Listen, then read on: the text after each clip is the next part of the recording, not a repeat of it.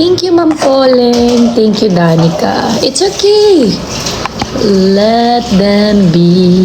Let it be. Let it be. Let it be.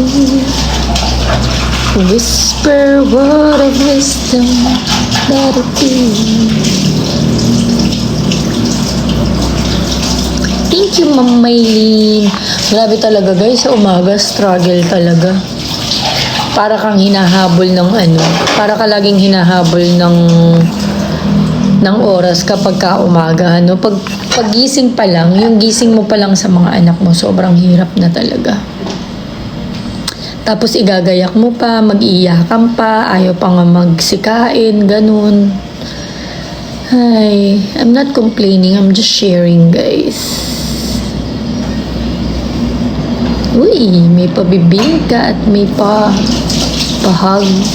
Thank you po sa mga totoong nagmamalasakit. Let it be. Napaka-prominent talaga ng ugat ko dito sa sa aking noo. I don't know why. Kung anong meron. Kinakabahan nga ako minsan. Ba't ka ako kaya medyo prominent ang aking ugat dito?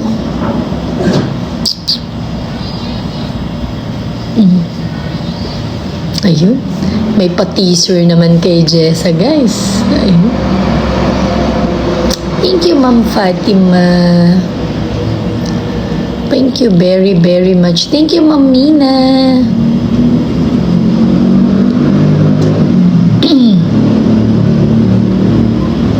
From Leyte. Wow! Thank you very much po, Ma'am Aurora and ANL. Thank you so much. Thank you, Ma'am Mayang. We miss you too. Rock mo. Okay. Meron lang tayong mga bagay na kailangang hintayin. From Imus. Guys, nakita niyo ba yung rice cooker dun sa likod? Grabe yung rice cooker sa likod. Naka-follow na ba ang lahat sa aking sa blue app ko? Itodo na natin, guys. Mommy MM Galvez. Thank you, Chabebe. I like the name, Chabebe.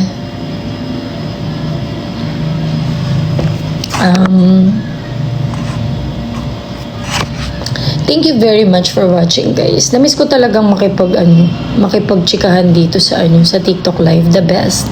Ma'am Jonah, thank you. Thank you very much po. Thank you, Jo.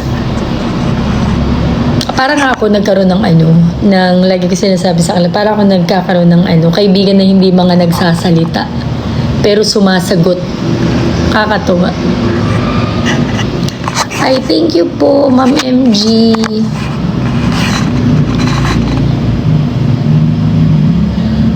Mini Hello Kitty. Oo nga, may Hello Kitty pa. Hindi nakatira ako, guys. Nakatira kami ngayon sa di ba nagpapagawa kami ng bahay. Abangan nyo dun sa yung mga aking house serye. Dun sa aking page, guys, sa Blue Up. So, nakatira kami ngayon sa aming, sa aking biyanan.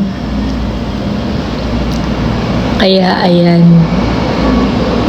Habang kami nagpapagawa, kami po ay pinatuloy. Thank you, Ma'am Danica. Very supportive. Yeah. Lahat kami happy. Happy. Sobra, lalo na ako.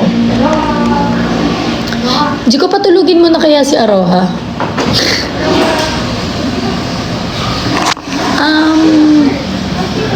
Ang ganda naman ng question ni Arjak. Sabi niya, ano yung what if niyo po sa buhay? Okay. What if... Ano ba? Ang ganda ng tanong. Ano yung what if mo sa buhay? What if...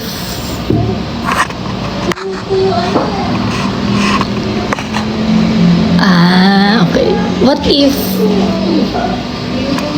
if malinis na lang yung puso ng lahat ng tao, no? Hugot. Di naman ako mahugot. Ay, minsan kasi nung parang mahirap-hirap talagang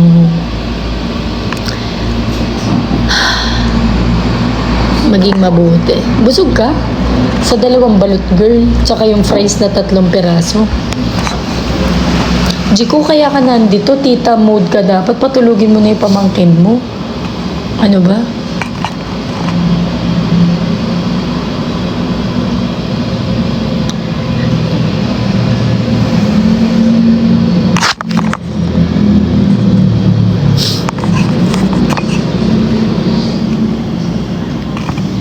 Yeah. Teka lang. Kaya may salitang hintay. Aray ko. Napakasakit na. Sobrang sakit naman nito kahit saan matama. Lalo na pag nabasa.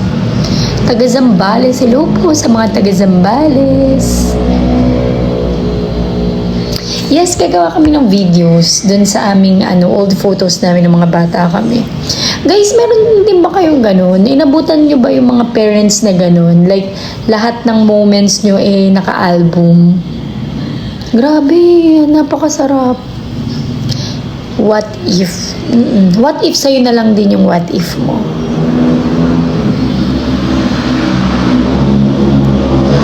Yung tipong oo, mabuti puso ko pero hindi lagi.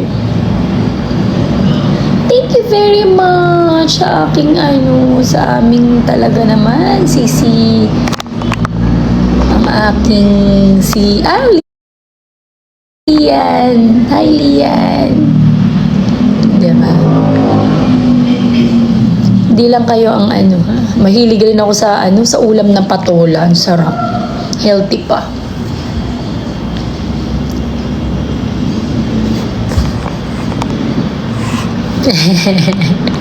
Di ba, girl? Oo, mahal ang film nun. Alam nyo ba, guys? Di ba, pag bumili kami ng film, make sure na ang isang... ang sarap pag-usapan nito, guys. Kasi di ba, yung film, kailangan, bawat capture mo, kailangan may meaning yun, di ba? Grabe, nakakamiss nung Lagi ko nga sinasabi, alam nyo, sinasabi ko pa rin sa, Kodak film, meron kami Kodak film. Lagi ko sinasabi sa mga anak ko, na mga anak, lalo na dun sa panganay na sabi ko, happy ako sa life na meron kami ngayon, pero sabi ko sana naabutan nila yung childhood experience na meron ako dati, kami nung daddy niya. Kasi sobrang talaga. True, Danica. Sobra talaga yung experience ko nung bata ako, pati yung husband ko. Pag nagkikwentuhan kami nung nagliligawan pa lang kami, nakakatuwa. Like, wow, talagang nanggawa natin yun. Pero ngayon kasi ang hirap na niyang gawin. Bukod sa hindi na safe ang ating community, parang lahat na lang talaga ng tao, di ba? Nakatutok na lang lahat sa cellphone, sa social media, tulad nitong ginagawa ko. Naubos na yung kumaga morning tapos night, ganun pa rin, check ka pa rin ng phone mo or ng kahit anong social media. Pero talagang yung photo album, we're really so grateful sa aming mother na talagang nag-collect siya talaga ng mga ganun. Hanggang ngayon, talagang the best. For keeps talaga. Totoo liyan, di ba? Ang sarap. Tapos kapag may family reunion, payabangan ng mga album, uy, naalala niyo ba to? Yung mga ganito. Uy, nakakatawa naman si ganyan. Di ba? Grabe yung film nun. Tipid na tipid yun. Hindi only. Di ba? Reveal na ang old photos. Yeah, we will, we'll make sure na gagawa namin ng video yun. Kasi very excited din kami na balikan. Sabi ko nga dun sa ate ko na iwan dun sa San Miguel, sabi namin na huwag niya muna titignan yung mga album para pa rin, kumbaga yung reaction niya, yung niya is talagang genuine. Totoo, that's true. Kaya nga ako din ngayon, sabi ko pag nagkabahay talaga kami, ipipilitin kong i-print lahat ng sobrang importanteng moments naming pamilya. Kasi gusto kong maging parang si mama, ganun. Yeah. Grabe talaga. Ay, ano favorite ulam nyo pala, guys? Di ko ikaw na favorite ulam mo. Sinigang. Sinigang? Ako minsan patola. Healthy. Sarap ng patola, guys.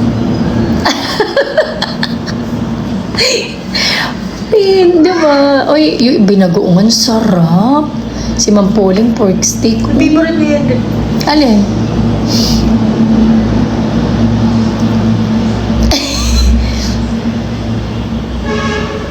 Basta patola is the best, no?